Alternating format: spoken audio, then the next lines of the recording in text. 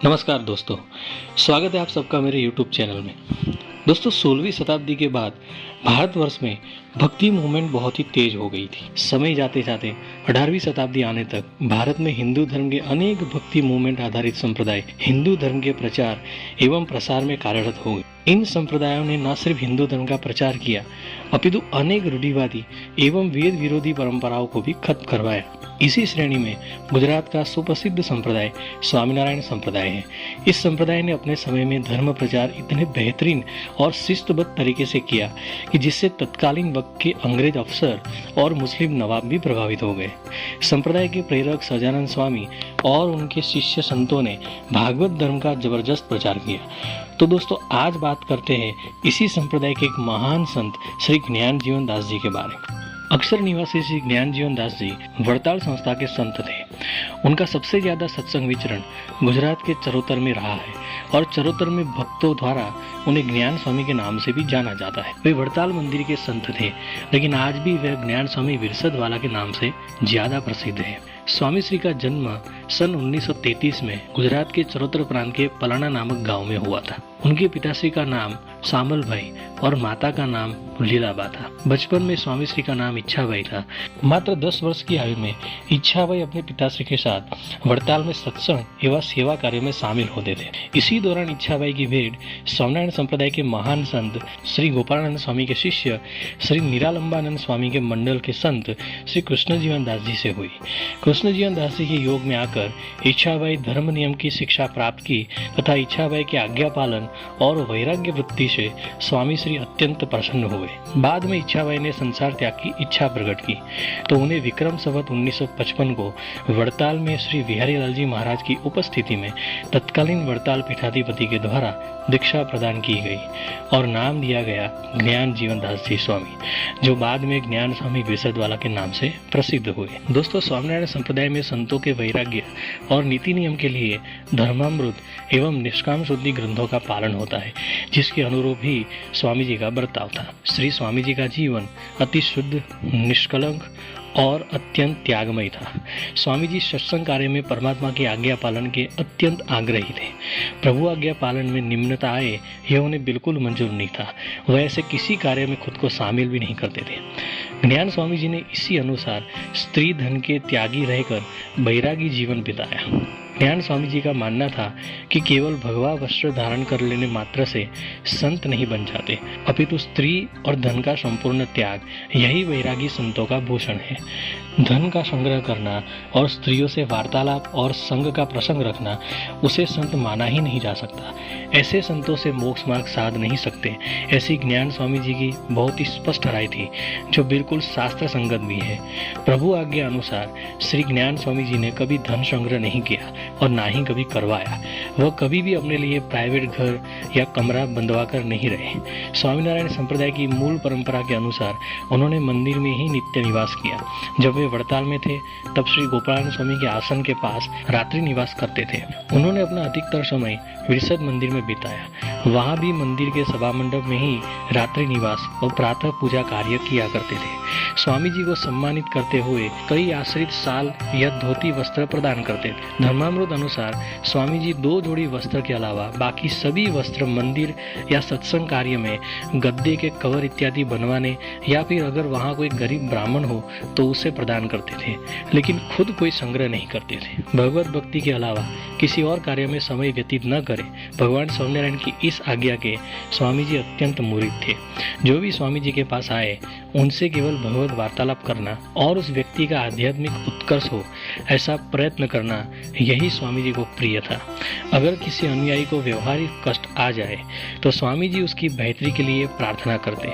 ज्ञान स्वामी जी एक ब्रह्मनिष्ठ और वचन सिद्ध प्राप्त संत थे। उनके पास अत्यंत दिव्य ऐश्वर्य था, जिनसे अनेक हरिभक्तों के कष्ट दूर किया करते थे। लेकिन उनके शिष्यों की माने तो स्वामी जी ने कभी भी इसका यश अपने पर ना लेते हुए सदैव यही कहा कि यह तो परमात्मा की कृपा है, मैं तो केवल इसका माध्यम हूँ। ज्ञान स्वामी जी एक ऐसे जौहरी थे जो हीरे की पहचान अच्छी तरह जानते थे। संप्रदाय में संतों का स्थान गृहस्थ सत्संगियों से ऊपर का होता है, लेकिन स्वामी जी गृहस्थ सत्संगियों में दृढ़ आज्ञा पालन करने वाले सत्संगियों के प्रति अत्यंत आदर भाव रखते थे। ऐसे ही एक सत्पुरुष उमरेड केसरी नाथजीराम शुक्ल के प्रति स्वामी जी अत्यंत आदर भाव रखते थे। स्वामी जी उन्हें मूर्तिमान शिक्षापत्री भी कहा करते थे। नाथजी भाई और उनके परिवारजन और शिष्य गण का मंडल आज भी संप्रदाय में नाथ मंडल के नाम से प्रचलित है। इसी नाथ मंडल के ईश्वरलाल पंड्या भी स्वामी जी के अत्यंत करीबी थे, जिन्हें मोटा भाई के नाम से भी जाना जाता है। वड़ताल के पार्षद श्री कांजी भगत भी स्वामी जी के अत्यंत करीबियों में से थे। वड़ताल में संत दीक्षा प्राप्त करने के बाद पूज्य ज्ञान स्वामी जी ने आचार्य महाराज की आज्ञा अनुसार अनेक गांवों और प्रदेशों में सत्संग प्रचार किया, जिसमें गुजरात के चरोतर प्रांत में सबसे ज्यादा सत्संग प्रचार किया और अधिक से अधिक लोगों को सत्संग कार्य में जोड़ा।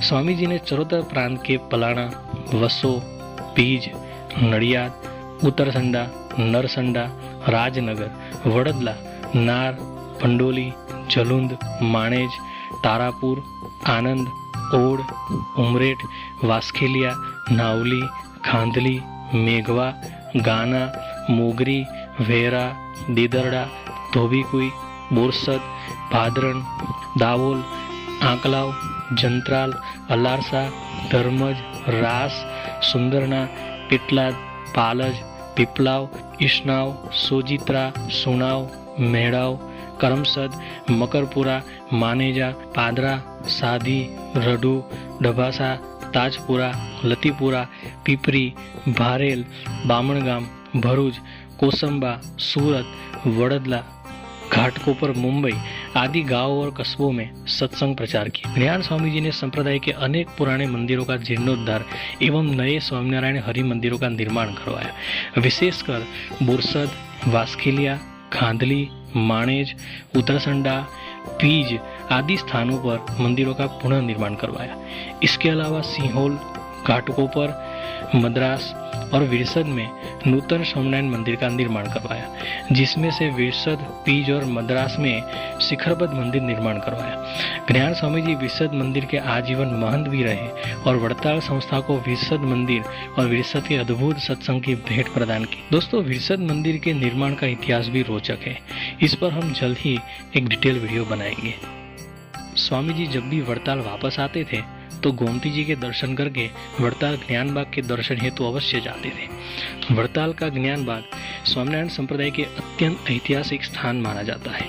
ज्ञान बाग में भगवान स्वामीनारायण ने रंगोत्सव, हिंडोला उत्सव, दिवाली उत्सव और बारना हिंडोला उत्सव यहीं पे किया था तथा अनेक सत्संग सभा एवं लीला चरित्रों का यह स्थान मुख्य साक्षी है। जैसे गढ़पुर के दादा खाचर के दरबार की तरह ही वड़ताल का ज्ञान बाग भी भगवान स्वामीनारायण के चरणों से अंकित है।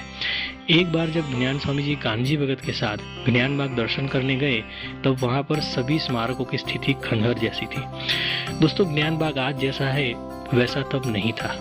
ज्ञान स्वामी जी के आग्रह से वड़ताल के तत्कालीन आचार्य परम पूज्य श्री आनंद प्रसाद जी महाराज श्री ने मैनेजिंग कमेटी से श्री कांजी भगत को ज्ञान बाग की सेवा और रखरखाव का कार्य सौंपा। उसके बाद स्वामी जी के आशीर्वाद से कांजी भगत ने सत्संगियों का सहयोग प्राप्त किया और ज्ञान बाग का सौंदर्यकरण एवं विकास किया, जिसे हम आज भी वड़ताल जाकर देख सकते हैं।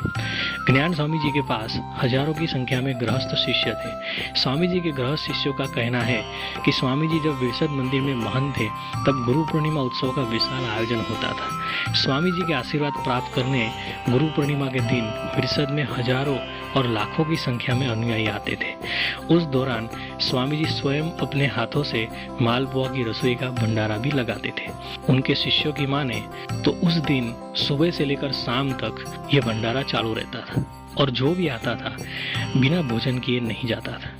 स्वामी जी व्यवहार कुशल भी थे, जिसे विरसद मंदिर के व्यवहार कार्यों एवं परंपराओं में जीवंत रूप से आज भी देखा जा सकता है।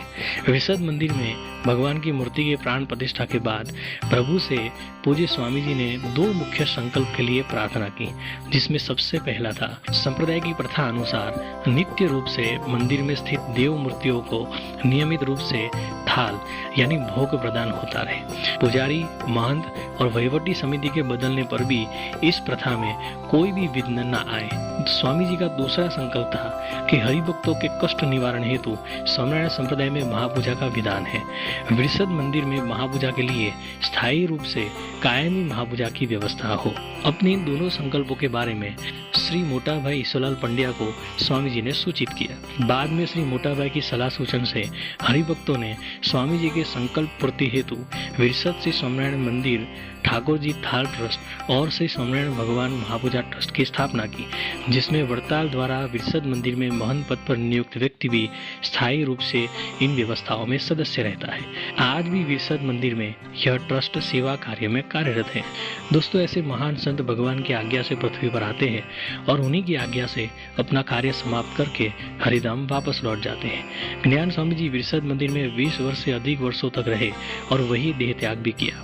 स्वामी जी विक्रम संवत 2031 को हिंदू मास महासुद चौथ के दिन यानी तारीख 15 फरवरी 1975 के दिन श्री निष्कुळानंद स्वामी रचित पद હવે હું તો પૂર્ણ પદવીને પામી રે મળ્યા મને નિષ્કુળાનંદના સ્વામી રે।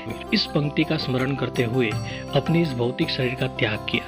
आज ज्ञान स्वामी जी को हरिधाम गए हुए लगभग 50 वर्ष पूर्ण होने को आए, लेकिन आज भी स्वामी जी के गृह शिष्यों द्वारा उनके स्थापित सिद्धांत पालन विरसद मंदिर में अनिवार्य है।